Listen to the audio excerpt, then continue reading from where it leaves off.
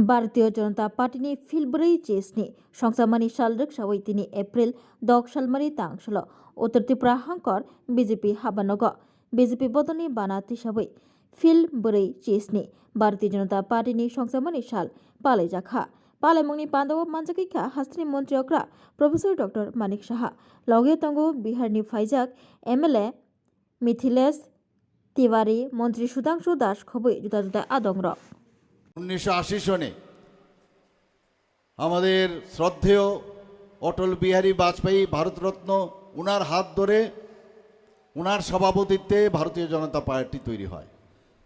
দুজন মাত্র সংসদ ছিল, অনেকে হাসাহাসি করত। আর আজকে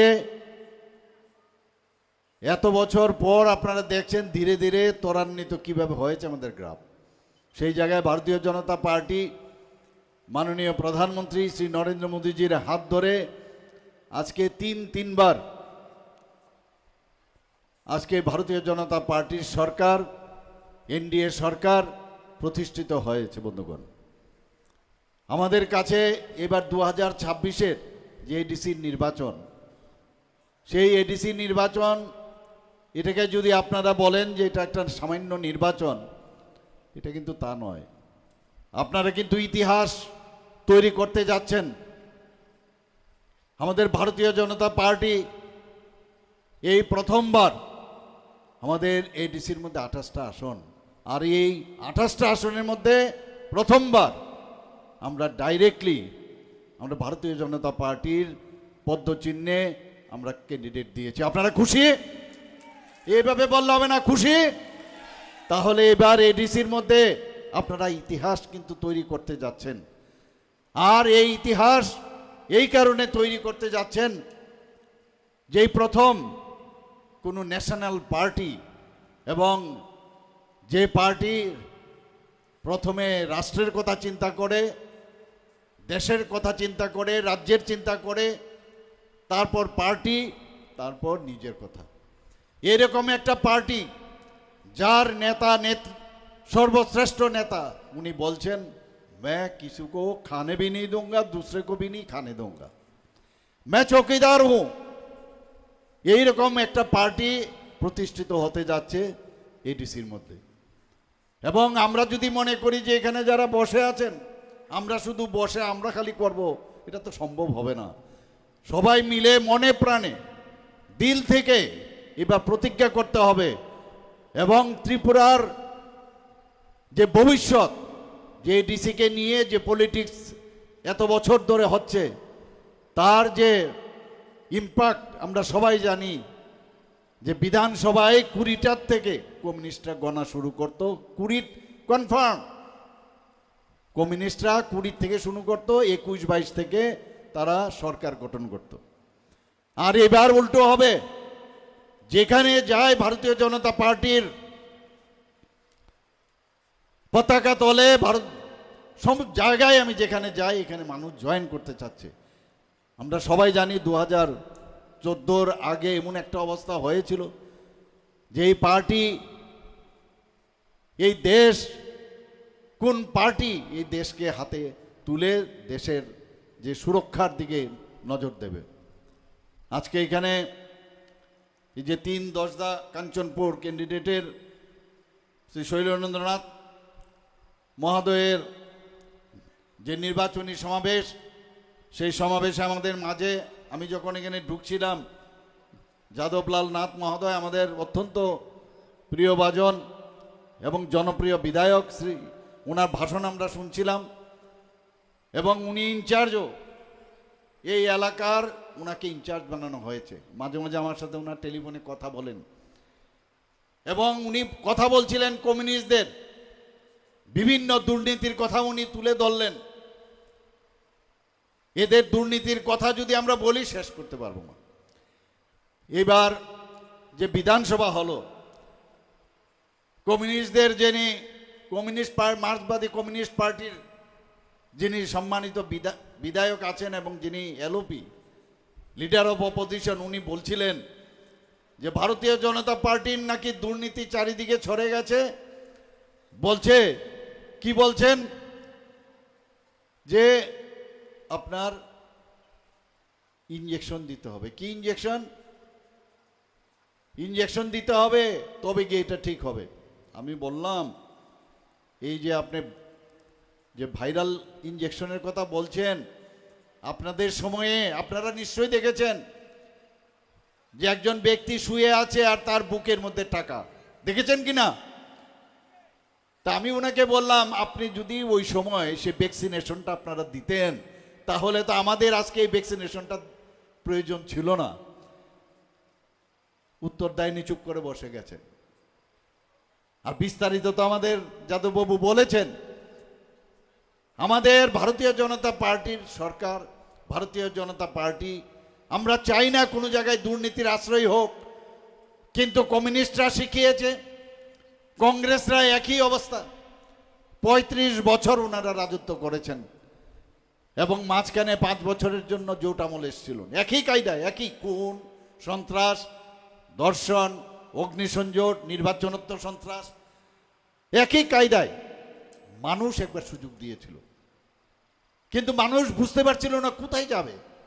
কমিউনিস্টদের সন্ত্রাসে, দুর্নীতিতে, চাকরির ক্ষেত্রে দুর্নীতি, সব জায়গায় আজকে তার থেকে মুক্তি চেয়েছিল, যে কারণে এই কংগ্রেসের জোট সেটা এসেছিল। কিন্তু তারা ওই যে ইনফেকশাস ডিজিজ, যেটা বললে ভ্যাকসিনেশন দিতে হবে, ইনফেকশাস ডিজিজ, এটা একটা ডিজিজের মতো 35 বছরে এইভাবেই ওনারা বলছেন যে রাজনীতি করতে হবে এবং সরকারে চেয়ারে বসতে হবে এবং ল্যাটারাল এন্ট্রি নিয়ে আমরা সবাই জানি 1977-78-এ কীভাবে কমিউনিস্টরা এসছে। এখানে এসে তারপরে লুটপাট করো, মানুষকে ভুল বুঝাও আর মানুষের মধ্যে ডিভিশন করো। মালিকের সাথে শ্রমিকের ডিভিশন করো, বাঙালির সাথে জনজাতিদের ডিভিশন করো, মণিপুরীদের সাথে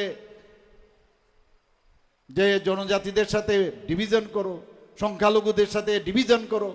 এই যে ডিভিশনের মাধ্যমে ওরা এতদিন ধরে সরকার চালিয়েছেন, এই জায়গার থেকে এটা একটা ইনফেকশাস ডিজিজের মতো। আজকে মানুষ কিন্তু চায় শান্তি, মানুষ চায় অন্তত ভালোভাবে বাঁচতে, মানুষ কেউ চায় না ঝগড়াঝাটি, কেউ চায় না। আজকে আমাদের মাঝে উপস্থিত আছেন এখানে মঞ্চে আমাদের সম্মানিত ডিস্ট্রিক্ট প্রেসিডেন্ট নর্থ ডিস্ট্রিক্টের শ্রী কাজল কুমার দাস মহোদয়। শৈলেন্দ্রবাবু আপনি একটু দাঁড়াবেন কাইন্ডলি।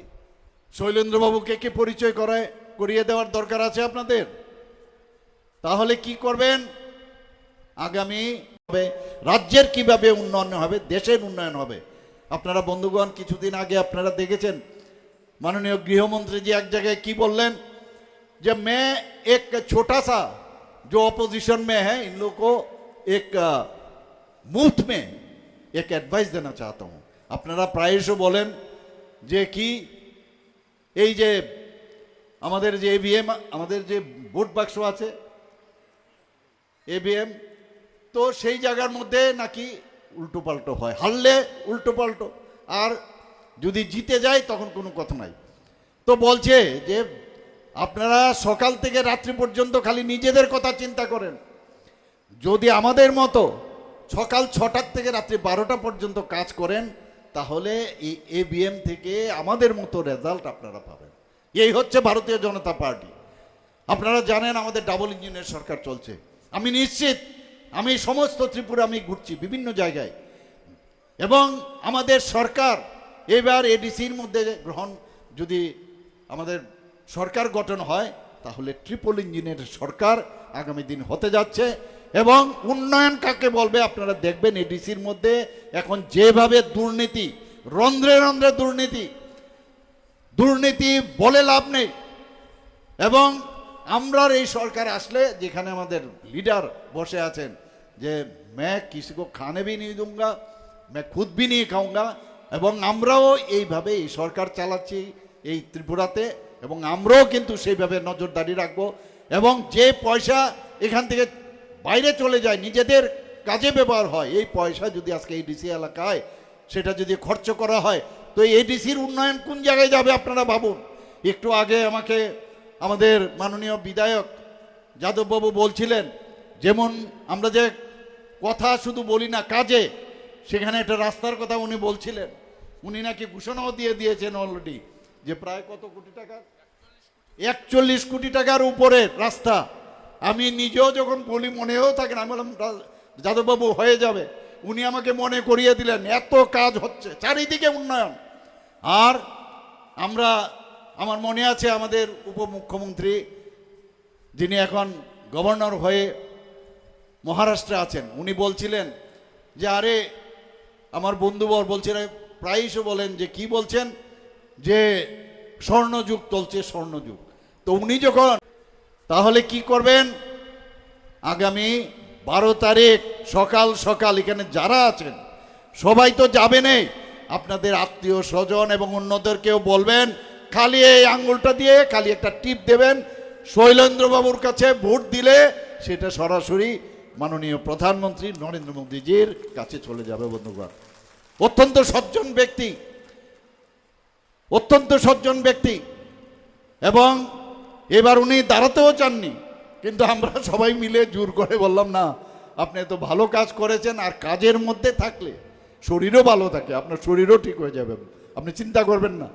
আপনার যারা পরবর্তী যারা আছেন তো থাকবেই। কাজে আমি ভারতীয় জনতা পার্টির তরফ থেকে আবার এখানে যারা উপস্থিত আছেন সবার কাছে আমি একটা আহ্বান রাখতে চাই যে শৈলেন্দ্রবাবুকে এই 10দা কাঞ্চনপুর কেন্দ্রে বিপুল ভোটে জয়যুক্ত করে, এইবার যেহেতু এডিসি আমরা ফর্ম করছি, আপনারা বুঝতেই পারছেন এইরকম একটা প্রতিনিধি পাঠালে এটা কাজের কাজ হবে। একটু বসুন। আজকে উনি আমাকে, কেন উনাকে আমি ভালো লাগে, আমার এখানে আমরা প্রায়ই উনি আমাকে বলেন যে যারা এই কাঞ্চনপুরের যে উদ্বাস্তু বাঙালি, উনাদের কথা উনি প্রায়শই বলেন, কাগজপত্র নিয়ে আমার কাছে প্রায়শই যান। আমি বললাম যে এটা ইংরেজি করে আমাকে ট্রান্সলেট করে দিন, ট্রান্সলেট না করলে আমি দিল্লিতে কথা বলতে পারবো না। শেষ পর্যন্ত ট্রান্সলেট করে দিলেন, এবং সেই ট্রান্সলেশনের কপি নিয়ে আমি আমাদের যশস্বী গৃহমন্ত্রীজির সাথে আমি কথা বলেছি, উনাকে আমি দিয়ে এসেছি, এবং আমি আশা করি যে উনি যেভাবে আমাকে বলেছেন এটারও একটা পার্মানেন্ট সলিউশন আগামী দিন হতে যাবে। কারণ আমাদের যে রিপ্রেজেন্টেটিভ এখান থেকে যাচ্ছে, আমার তরফ থেকে, আর আমি একটু মিথ্যা কথাটা কম বলি, চেষ্টা করছি, আমি মিথ্যা কথা বলতে পারি না। অনেকে রাজনীতির মধ্যে বলে আর যা খুশি তাই বলো, এটাই রাজনীতি, যা বলে দাও, হবে কি হবে না, কিন্তু আমার পক্ষে একটু অসুবিধা হয়।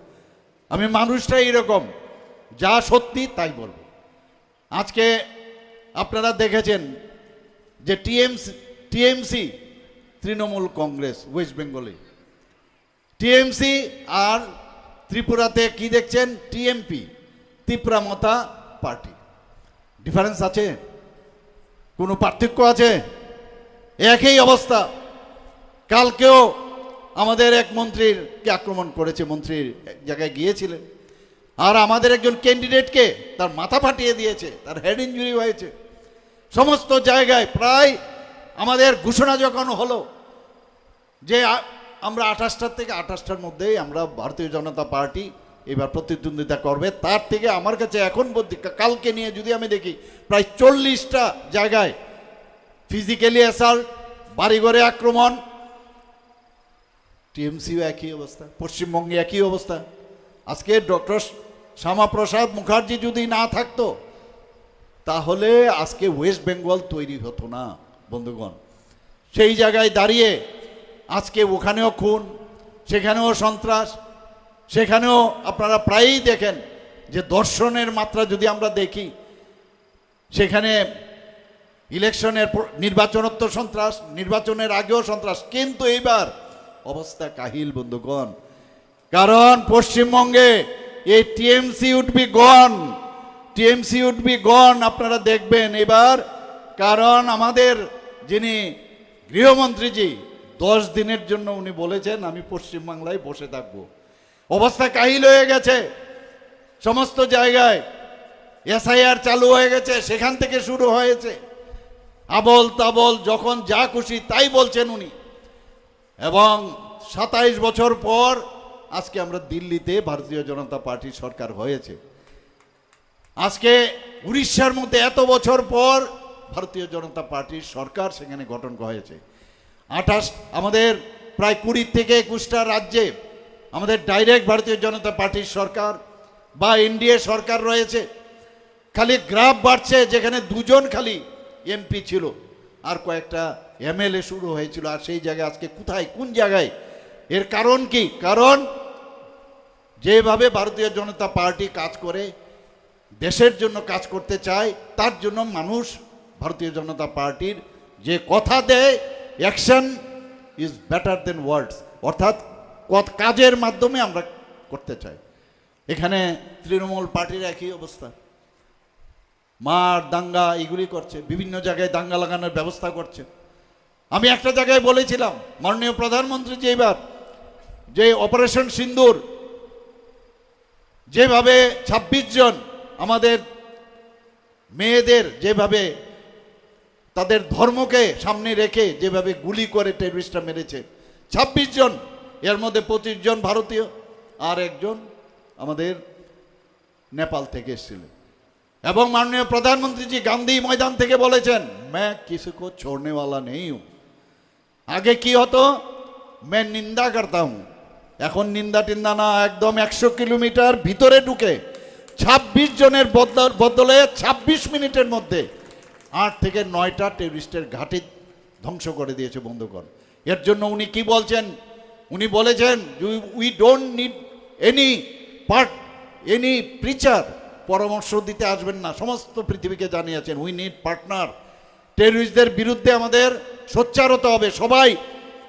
কাজে আমরা we are host on our self, আমরা নিজেদের এখন যথেষ্ট আমরা শক্তিশালী, আমাদের বুঝাতে হবে না। এর আগেও এয়ার স্ট্রাইক করেছেন, সার্জিক্যাল স্ট্রাইক করেছেন, তো একদিকে শক্তিশালী করছেন, আরেক দিক দিয়ে ইনফ্রাস্ট্রাকচার ডেভেলপ করছেন, একদিকে মা বোনদের আজকে যেভাবে তাদের আত্মমর্যাদা বাড়াচ্ছেন, তাদেরকে ফাইন্যান্সিয়ালি ডেভেলপ করছেন, সোশিও ইকোনমিক্যাল কন্ডিশন ডেভেলপ করছেন। এরকম একটা সুবর্ণ সুযোগ আমাদের দেশের মধ্যে এসছে। তো G20-র মধ্যে আপনারা দেখেছেন যেভাবে মাননীয় প্রধানমন্ত্রী যে প্রেসিডেন্সি যখন নিলেন, সেখানে বড় বড় তাবর, আমিও সেখানে গিয়েছিলাম, সেখানে তাবর নেতা মাননীয় প্রধানমন্ত্রীজির পায়ে ধরে নমস্কার করছেন, অনেকে বলছেন মিস্টার বস। তো এইরকম আমাদের ডাবল ইঞ্জিনের সরকার আজকে যেভাবে চলছে, আজকে টিএমপি, আজকে এখানের যে টিএমপি আছে যেভাবে কাজ করছেন, মানুষ তাকে কোনো অবস্থায় গ্রহণ করবে না। মারপিট করে আমাদের পার্টি কোনো অবস্থায় ভায়োলেন্সে বিশ্বাস করে না, আমাদের পার্টি ভায়োলেন্সে বিশ্বাস করে না, আমাদের পার্টি গুন্ডা পার্টি না। আমরা মানুষের জন্য কাজ করতে পারি, সকাল থেকে 6টার থেকে রাত্রে 12টা পর্যন্ত আমরা কাজ করি, শুধুমাত্র মানুষকে কিভাবে ভালো রাখা যায়, মানুষের উন্নয়ন। রাজনীতি না করলেও চলে। মাননীয় প্রধানমন্ত্রীজি কি বলছেন, রাজনীতি করতে হয় না, যার যার বাড়িতে যাবেন প্রতিটা বুথে, এখানে বুথ প্রেসিডেন্টরা অনেক আছেন, আমি তোমাদের কাছে সবার কাছে আপনাদের কাছে আমি আবেদন করব, আমার বুথ শক্তিশালী বুথ, এবং প্রতিটা বুথের যার যার বাড়ি আছে খালি গিয়ে, মা শুনলাম আপনাদের বাড়িতে মাসিমা, পিসিমা, কাকিমা, শুনলাম আপনাদের বাড়িতে এরকম কারো শরীর খারাপ, আপনি শুনলাম এখানে নাকি জল আসে না ঠিকভাবে। আরে আপনি যখন যাবেন, you will be the ambassador of our সরকার, আপনার উপর মানুষের বিশ্বাস আসবে। তখন শৈলেন্দ্রবাবুকে বললে সেই কাজটা কিন্তু হবে। কারোর বাড়িতে কেউ মারা গেছে, সেখানে যাবেন। কারোর বাড়িতে গ্যাস পৌঁছায়নি, গ্যাসের কথা বলবেন যে আমরা গ্যাস লাইনের ব্যবস্থা করছি বা গ্যাস সিলিন্ডার দেওয়ার ব্যবস্থা করছি। কারোর আমাদের প্রধানমন্ত্রীর জন আরোগ্য যোজনার যে কার্ড পাননি, মুখ্যমন্ত্রীর জন আরোগ্য যোজনার কার্ড পাইনি, আমি ব্যবস্থা করে দিচ্ছি। এই যে কাজগুলো শুধু খালি করবেন, এর মধ্যে কিসের রাজনীতি আপনি বলুন? কিসের রাজনীতি? রাস্তা ঠিক করবেন, রাস্তা খারাপ আছে, রাস্তা বানাবেন, এর জন্য কিসের রাজনীতি? রাজনীতি করার জন্য, এর জন্য আমি বারবার বলছি, রাজনীতি করার জন্য রাজনীতির প্রয়োজন হয় না। সাধু কাজ যদি করেন, সেই কাজ নিয়েই আপনারা কিন্তু আজকে মানুষের কাছে যেতে পারেন। আমরা সেই কারণেই চাইছি ইনফ্রাস্ট্রাকচার ডেভেলপমেন্টের জন্য। আমরা এখানে এইবারের যে বাজেট, সেই বাজেটেও কিন্তু আমরা প্রায় 9,000 কোটি টাকা ইনফ্রাস্ট্রাকচারের জন্য আমরা রেখেছি। আমরা সমস্ত জায়গায় আপনারা দেখেছেন এই কয়েক বছরের মধ্যে এত, আমাকে তো প্রায়ই বলে আপনি সময় দিন, স্কুল হোক, কলেজে হোক, কোনো জায়গায় রাস্তায় হোক, পুকুরে হোক, সৌন্দর্যায়ন থেকে আরম্ভ করে সব জায়গায় লেক হোক, সমস্ত জায়গায় আজকে খালি উন্নয়ন ছাড়া কোনো কথা নেই। আমি নর্থ ডিস্ট্রিক্টের, আপনারা আগে আসতে কত সমস্যা হতো, আমি বলছি না সব কিছু হয়ে গেছে, কিন্তু আমাদের ইচ্ছা যেভাবে আপনারা কাজ করছেন এবং আমরা সরকার সবাইকে মিলে মানুষকে নিয়ে যে কাজ করছি, আজকে ত্রিপুরা একটা সুন্দর ত্রিপুরা হবে। বন্ধুগণ, মন কি বাত অনুষ্ঠান, সেখানে মাননীয় প্রধানমন্ত্রীজি দুটো জিনিস বলেছে। কি বলছেন? যে জম্পই হিল বলেছেন কি না, এবারের মন কি বাত অনুষ্ঠানে দুবার বলেছেন যে জম্পই হিলে জল পৌঁছে গেছে। আপনি ভাবুন, এই ইনোভেটিভ আইডিয়ার মাধ্যমে ছড়ার জল বা স্প্রিংয়ের জল সেটাকে পরিশ্রুত করে, সেটাকে আমরা পাম্প করে সেখানে উঠিয়েছি। মাননীয় প্রধানমন্ত্রীজির নজরে কিন্তু সব আছে এবং বলছেন যে ত্রিপুরা कैसा काम कर रहे हैं आप लोग देखिए जाके। এই যে বিষয়, আজকে রিয়াং শরণার্থীদের আজকে উনাদের ঘরে বিদ্যুৎ জ্বলছে। প্রাইম মিনিস্টার যে আমাদের যে বিদ্যুৎ পৌঁছানোর যে বিষয় আছে, মুফত বিজলি যোজনা, তার মাধ্যমে সেখানে টিভি দেখছে, কেউ পড়াশোনা করছেন। আজকে রিয়াং শরণার্থীদের জন্য এতদিন ধরে তো অনেক সরকার ছিল, 35-23 বছর ধরে ওদের যে দুর্দশা আমরা সবাই জানি।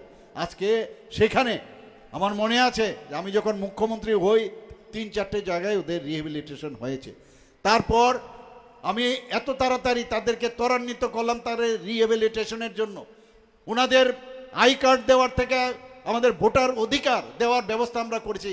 প্রায় 800 কোটি টাকা আমাদের কেন্দ্রীয় সরকার দিয়েছেন, আমাদের রাজ্য সরকার দিয়েছেন।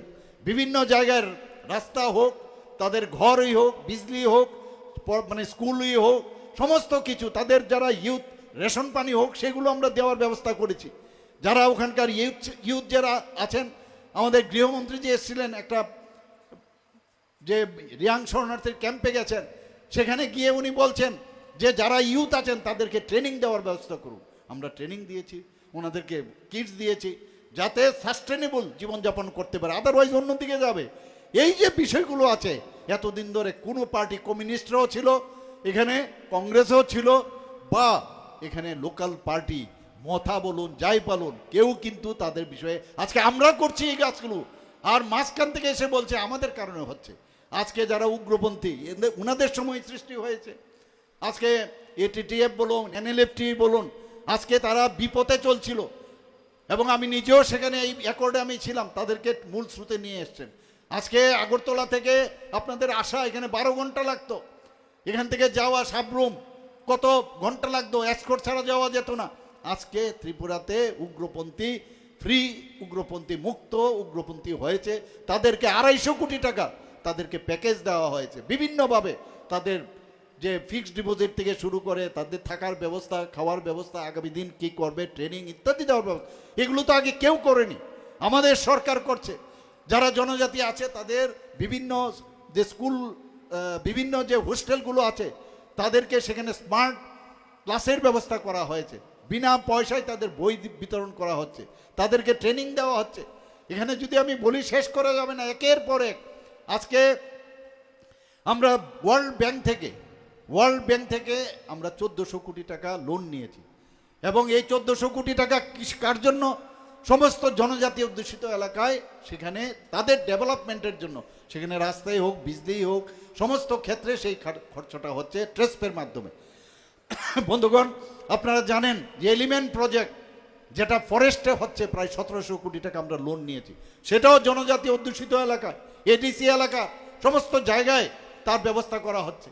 আজকে ইন্দো জার্মান যে স্কিম আছে, সেটাও জনজাতির এলাকার জন্য।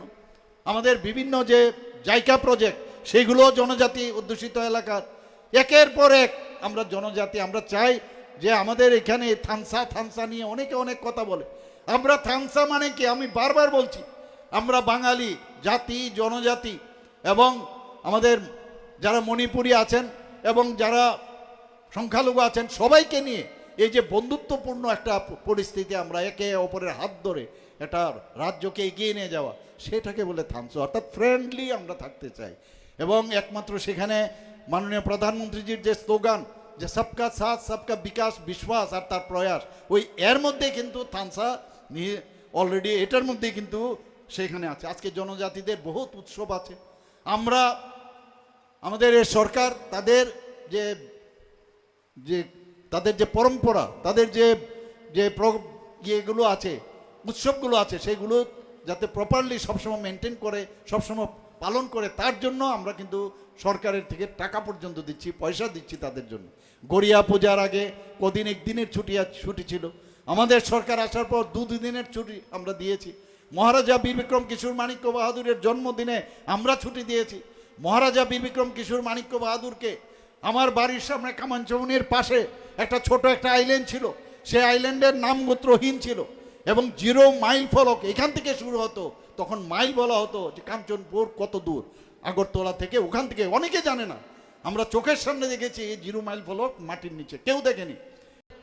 যে যদি অন্যভাবে বলি সেটা হচ্ছে উগ্রতা, কাউকে মারো, ধারো, ধমকাও, চমকাও।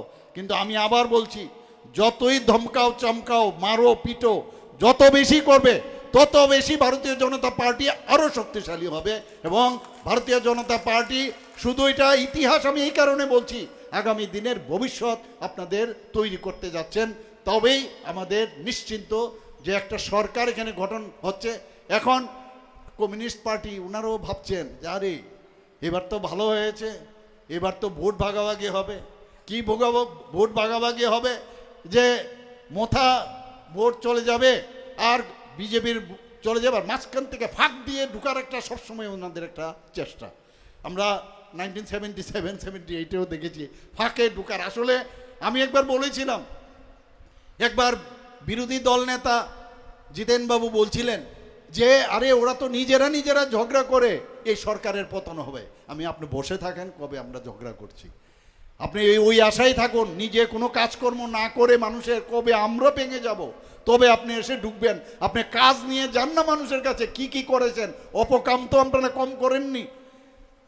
ওনারা এক জায়গায় আমাদের বক্সনগরের কোনো একটা জায়গার মধ্যে এবার বিধানসভায় উঠিয়েছেন যে বেআইনিভাবে পেপারে পেয়েছেন। ঘুম থেকে উঠে খালি চিন্তা করেন কোনো ইস্যু পাওয়া যায় কিনা, কি বিষয় যে এখানে বেআইনিভাবে ঘর উঠেছে, সেটাকে ভাঙবেন কি না। আমি বললাম এই হয়েছে, আমাদের গভর্নমেন্টের তরফ থেকে অলরেডি সেখানে এই অ্যাকশন নেওয়া হয়েছে। আমরা কাউকে ছাড় দিই না। তবে প্লিজ শুনুন আপনাদের কথাটা, আপনাদের যে পার্টি অফিস, আমি একটার কথা বলছি, অমরপুরে এই যে পার্টি অফিস বেআইনি আপনারা বানিয়েছেন এবং আপনারা হাইকোর্টেও গেছেন, আপনাদেরকে ডিসপোজ অফ করে দিয়েছে। আপনারা গভর্নমেন্টের জায়গায় এখন, আমি যখন এই কথাটা বললাম, আমাদের যারা মন্ত্রীরা আছেন উঠে বলছেন যে আমাদের মাননীয় মুখ্যমন্ত্রীর কাছে আমাদের একটা দাবি, এই বুলডোজার দিয়ে এই পার্টিকে আপনি ভেঙে দিন, বুলডোজার দিয়ে ভেঙে দিন। আমি বললাম ঠিক আছে, আমরা দেখছি। এই যে বিষয়গুলো আছে, আগে নিজের দিকে অন্যের দিকে একটা আঙ্গুল দেখানোর আগে 4টে আঙ্গুল কিন্তু নিজের দিকে আছে। এবং সুচকে বলে, সুচ চালুনিকে বলে তোর, চালুনি সুচকে বলে তোর কত ছিদ্র, আরে চালুনির যে এত ছিদ্র এটা বলছে না। তাই এই পার্টিগুলো সম্পর্কে মানুষের ধারণা হয়ে গেছে অলরেডি। এই আমাদের যে Motha party tested, CPM party tested, INPT tested এবং এই আমাদের কমিউনিস্ট পার্টি টেস্টেড। তাহলে রইল কি ভারতীয় জনতা পার্টি। বন্ধুগণ, আপনাদের কাছে আবার আমার বিনীত নিবেদন যে মনের থেকে এই দেশকে যদি শক্তিশালী করতে হয়, আমাদের রাজ্য সরকারকে যদি শক্তিশালী করতে হয় এবং মাননীয় প্রধানমন্ত্রীজিকে যদি শক্তিশালী করতে হয়, আপনারা সকাল 9 তারিখ 12 তারিখ গিয়ে ভোট দেবেন আর 17 তারিখ আপনারা অপেক্ষা করবেন। আর 9 তারিখের রেজাল্ট তো আমরা জানি, 9 তারিখ তো আরেকটা উপনির্বাচন। যা খবর আছে সেখানে, আজকে ওখান থেকে আসলাম, কাজলবাবু হাসছে মনে মনে যে এটা তো, কিন্তু আত্মতুষ্টিতে ভুগলেও হবে না। আমরা চাই যে জামানত জব্দ যাতে হয় সেই ব্যবস্থা আপনারা করবেন। এখানে উপস্থিত মঞ্চে এবং মঞ্চের নিচে যারা উপস্থিত আছে না, বিশেষ করে ভাই বোনেরা এবং ছোট ছোট ছেলেমেয়েরা যারা এখানে উপস্থিত আছেন, এটা নতুন ত্রিপুরা আপনারা গড়ুন। সবাইকে হার্দিক অভিনন্দন, শুভেচ্ছা জানিয়ে আমার কথা বলা শেষ করছি। ভারত মাতাকেই জয়। 41 কোটি টাকার উপরে রাস্তা, আমি নিজেও যখন বলি মনেও থাকে না। আমি বললাম যাদববাবু হয়ে যাবে, উনি আমাকে মনে করিয়ে দিলেন এত কাজ হচ্ছে, চারিদিকে উন্নয়ন।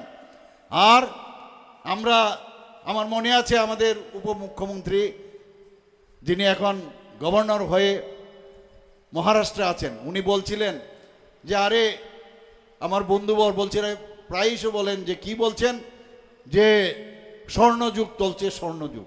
তো উনি যখন প্রথমে উনার দপ্তরও ছিল আপনার অর্থমন্ত্রীর ভারও ওনার কাছে ছিলেন, তো বললেন যে আমি দেখি কোথাও কোনো সোনা টোনা পাওয়া যায় কিনা, গোল্ড পাওয়া যায় কিনা। তো যিনি ওখানকার যিনি সেক্রেটারি ছিলেন বলে ফাইলগুলো নিয়ে আসুন।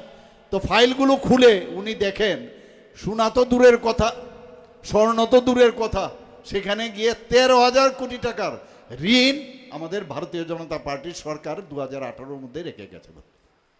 এই হচ্ছে স্বর্ণযুগ। আর আমরা এসে আপনারা দেখুন এই কয়েক বছরের মধ্যে আমরা কোন জায়গা থেকে কোন জায়গায় আজকে পৌঁছে গেছি। অনেকে বলেন জনজাতিদের উন্নয়ন আমরা করি না। বন্ধুগণ, মাননীয় প্রধানমন্ত্রীজি আসার পর আজকে দেশের যে রাষ্ট্রপতি দ্রৌপদী মুর্মুজি একজন জনজাতি মহিলা, তাও আবার উনি একজন ট্রাইবেল, উনাকে সম্মান দেওয়া হয়েছে। বন্ধুগণ, আমাদের সরকার আসার পর 2018-তে আমাদের সরকার এসছে, 2019 থেকে 2026 পর্যন্ত এক নাগারে মাঝখানে গত বছর বাদ দিলে 8 জন জনজাতিদের পদ্মশ্রী উপাধি দিয়ে মাননীয় প্রধানমন্ত্রী তাদেরকে সম্মান দিয়েছেন। আমাদের ত্রিপুরা রাজ্যের এই যিনি আমাদের উপমুখ্যমন্ত্রী ছিলেন, উনাকে তেলেঙ্গানার মতো একটা জায়গায় কোনোদিন ত্রিপুরার কোনো ব্যক্তি আজ পর্যন্ত রাজ্যপাল হয়নি, ওনাকে জিষ্ণুবাবুকে সেখানে রাজ্যপাল বানিয়েছেন। এখন তো প্রমোশন পেয়ে মহারাষ্ট্রের রাজ্যপাল হয়ে গেছেন। বন্ধুগণ, আপনারা দেখেছেন এর মধ্যে আমাদের পবিত্র বিধানসভায় আমাদের রামপদ জমাতিয়াজিকে আমরা সেখানে স্পিকার বানিয়েছি জনজাতি। বন্ধুগণ, আমাদের যে ত্রিপুরা পাবলিক সার্ভিস কমিশন 3টা মাত্র সেখানে মেম্বার, এবং ওখানকার যিনি চেয়ারম্যান একজন জনজাতিকে আমরা সেখানে বানিয়েছেন, এবং আরেকজন মেম্বার উনিও কিন্তু জনজাতি। তারপরে বলছে জনজাতিদের কিছু হচ্ছে না। মানুষকে বিভ্রান্ত করার জন্য এই মোথা নামক পার্টি বারবার মিথ্যা বলছে, আর আমরা একের পর এক আমরা কাজ করে যাচ্ছি। আপনারা জানেন যে জনজাতিদের বিভিন্ন তারা অত্যন্ত সহজ সরল কোমলমতি হয়, তারা বিভিন্ন ডিপার্টমেন্টে যায়। এসডিএম যে লেভেলে সেখানে আমি আলাদা করে শুধু তাদের স্কিম দেখার জন্য ডিএম ডিস্ট্রিক্ট ম্যাজিস্ট্রেট লেভেলে এবং এসডিএম লেভেলে একজন করে আমরা আমাদের ডিসিশন নিয়েছি ক্যাবিনেটে যে সেখানে অফিসার থাকবে একজন, এবং তাদের কাজ হবে কি যে শুধুমাত্র তাদের স্কিমগুলো প্রপারলি লাগু হচ্ছে কিনা সেইগুলো দেখার জন্য। বন্ধুগণ, আপনারা সবাই জানেন যে আমরা এই ভারতীয় জনতা পার্টি আসার পর আমার জানা নেই যে 12 জন যে আমরা মন্ত্রী আছেন, 12 জন মন্ত্রীর মধ্যে আজকে 5 জনই জনজাতি মন্ত্রী।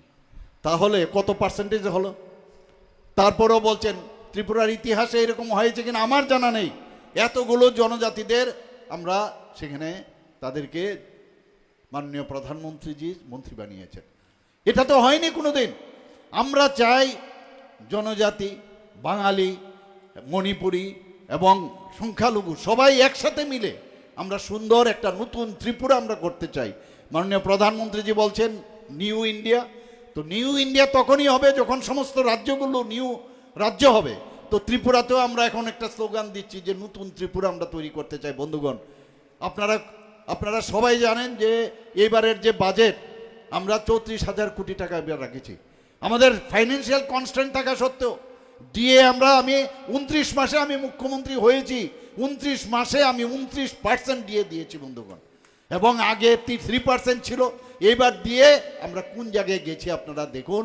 আজকে রাস্তার মধ্যে আগে জিন্দাবাদ জিন্দাবাদ করতে হতো, সেই জায়গায় আজকে ডিএ নিয়ে কোনো কথা নেই। কিন্তু আমি কি বলবো, তখনকার সময়ে এই ডিএ দেওয়ার জন্য প্রথমে আন্দোলন, চাকরির জন্য আন্দোলন, কিন্তু আমরা এই সরকার আসার পর আমরা একটা জায়গার মতো চ্যালেঞ্জ হয়নি হাইকোর্টে বা কোনো কোর্টে, সেখানে আজকে প্রায় 20,000-এর উপরে আমরা ডাইরেক্ট সরকারি চাকরি দিয়েছি। তাছাড়া অন্যান্য চাকরি তো আছেই, সেগুলো কন্ট্রাকচুয়ালও আছে, কিছু এমনিতেও আছে। সেই জায়গার মধ্যে প্রায় 5,000-এর উপরে চাকরি আছে। আরও চাকরি আমরা আগামী দিন দেব। আমরা চেষ্টা করছি কিভাবে কাভারেজ করা যায়, কিন্তু বিরোধীরা নানাভাবে এখানে আমার পূর্ববর্তী বক্তা বলছিলেন যে এখানে আইন শৃঙ্খলা নেই, আইন শৃঙ্খলা নেই। আমি ডাটা দিয়ে বিধানসভায় বারবার বলছিলেন, কি বলছেন আপনারা আইন শৃঙ্খলা? আমার মনে আছে আমি সাউথে গিয়েছিলাম আগে, সেই সাউথ ডিস্ট্রিক্টে, শুধু সাউথ ডিস্ট্রিক্টে 69 জন ওনাদের সময়ে খুন হয়েছে বন্ধুগণ, শুধু সাউথ ডিস্ট্রিক্টে। আর ওয়েস্ট ডিস্ট্রিক্ট সম্পর্কে তো আমাদের যাদববাবু বলেছেন, নর্থে আপনারা জানেন কতগুলো খুন হয়েছে। যেখানে যায় স্টেজে ওঠার আগে বলেন যে শহীদদের প্রতি মাল্যদান করতে হবে, খোয়াইয়ে গেল একই অবস্থায়। কিভাবে খুন সন্ত্রাস! আমাদের সরকার গঠন হওয়ার পর সে যেই হোক, আমি কিন্তু কাউকে আমি ছাড় দেইনি। গতকালও আমাদের আক্রমণ করেছে, 4 জনকে অ্যারেস্ট করা হয়েছে বন্ধুগণ। কাউকে ছাড় দেওয়া হবে না, আইন আইনের পথে চলবে। আমরা চাই না যে কেউ আমাদের বলুক যে আমাদের লোক হলেই তাকে ছাড় হবে, সেটা হবে না। মানুষ শান্তি চায় এবং সেই শান্তির জন্যই আজকে ভারতীয় জনতা পার্টিতে মানুষ আসছে এবং আগামী দিনও এখানে মানুষ আসবে। এখানে আমাদের মাঝে এখানে আমাদের প্রাক্তন বিএসসি চেয়ারম্যান জিতেন্দ্র রিয়াং মহোদয় আছেন। তাছাড়া এখানে তরুণ চাকমা সমাজপতি, চাকমা সমাজের এখানে উপস্থিত আছেন এবং অন্যান্য দলীয় পদাধিকারীগণ আছেন, এলাকাবাসীগণ আছেন, ব্যবসায়ীবৃন্দ এবং সাংবাদিক বন্ধুরা। আমি আপনাদেরকে আজকে এখানে উপস্থিত থাকার জন্য হার্দিক অভিনন্দন, শুভেচ্ছা জানাচ্ছি। এবং আপনারা আমার কাছে আজকে কিন্তু প্রমিস করতে হবে যে একটা নতুন ত্রিপুরা আপনার আগামী দিন এবং নতুন 10দা কাঞ্চনপুরও আপনারা কিন্তু বানাবেন। প্রতিটা জায়গায় যদি নতুন করে না বানান, শ্রেষ্ঠ যদি না বানান, একটা মডেল রাজ্য যদি তৈরি করতে হয়, তা আপনাদেরও কিন্তু অনেক পরিশ্রম। আমার যারা এখানে কার্যকর্তারা আছেন তাদের কাছে একটাই আবেদন রাখবো, সমস্ত মানুষের কাছে যান, কে টিকিট পেল, কে পথ পেল, দিস ইজ আনইম্পর্টেন্ট আমাদের কাছে। এবং তার জন্য সবচেয়ে বড় উদাহরণ হচ্ছে আমি। আমার সম্পর্কে আপনারা সবাই জানেন। সবাই মিলে কাজ করুন, মানুষের